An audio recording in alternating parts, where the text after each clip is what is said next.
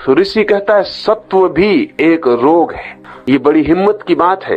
ये हिंदुस्तान के बाहर कोई धर्म नहीं कह सका कि सत्व भी एक रोग है। बुराई को रोग कहा है, पाप को रोग कहा है, लेकिन सत्व को, शुभ को रोग नहीं कहा जा सका। निश्चित ही भारत के बाहर पैदा हुआ कोई भी धर्म नैतिक चिंतना से ऊपर नहीं उठ सका है, ठीक अर्थों में धार्मिक नहीं हो सका है।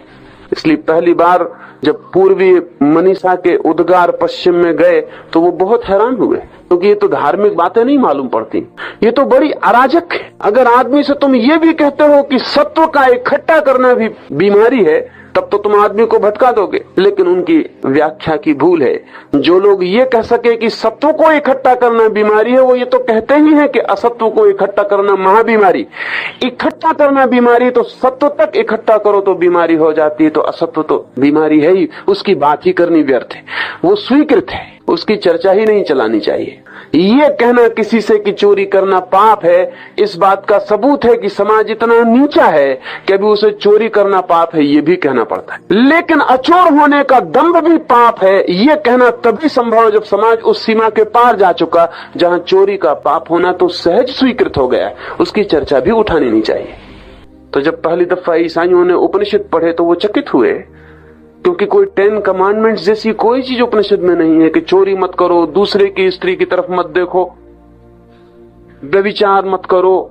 तो उन्होंने कहा कि 10 कमांडमेंट्स कहां हैं, 10 आज्ञाएं कहां हैं, धर्म की मूल आधार कहां है।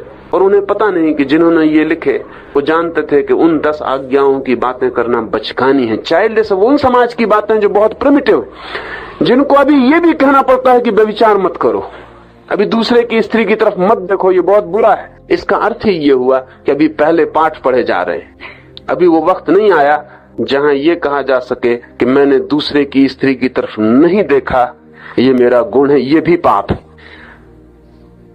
ये गुण का बोध भी पाप है, क्योंकि ये भी अहंकार को ही सघन कर जाता है। तत्व भी रोग है, अच्छा रोग है, कहना चाहिए राजसी रोग है।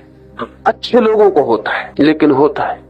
और कई बार ऐसा होता है कि इस रोग के कारण अच्छे लोग कभी कभी बुरे लोगों से भी बुरे सिद्ध होते, क्योंकि उनके अच्छे होने की अकड़ एक गहरी अधनायक शाही पैदा करती है। उनके अच्छे होने की अकड़ एक बहुत खतरनाक किस्म की परतंत्रता दूसरों पर लाती है। अच्छे बाप का बेटा होना आसान मामला नहीं, क्योंकि अच्छा बाप इतना भारी पड़ जाता है बेटे पर कि उसका ये भारी पड़ना ही बेटे के बुरे होने का कारण बन सकता है। अच्छाई की भार भी बुराई की तरफ आकर्षण बन जाती।